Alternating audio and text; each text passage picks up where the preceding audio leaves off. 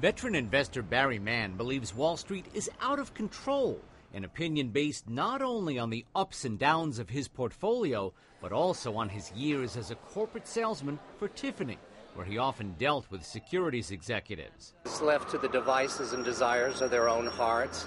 They will take it all and run. And it's nothing new. It's always been this way. And now it's time to change that. What Wall Street wants to change is its public perception, especially after the Securities and Exchange Commission charged Goldman Sachs with fraud last week. So Tim Ryan, chief executive of Wall Street's lobbying and trade group, the Securities Industry and Financial Markets Association, says he welcomes new regulation. Wall Street needs reasonable reform.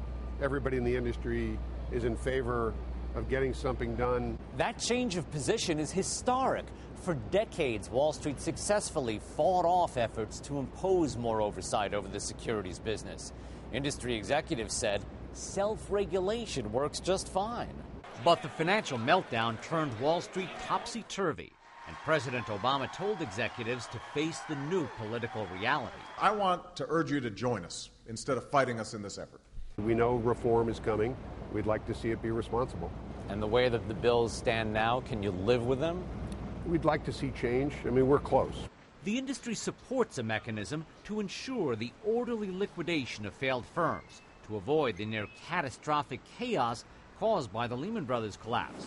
Independent directors on compensation committees to determine executive pay. More oversight of investment contracts known as derivatives that often trade between firms but not on official exchanges.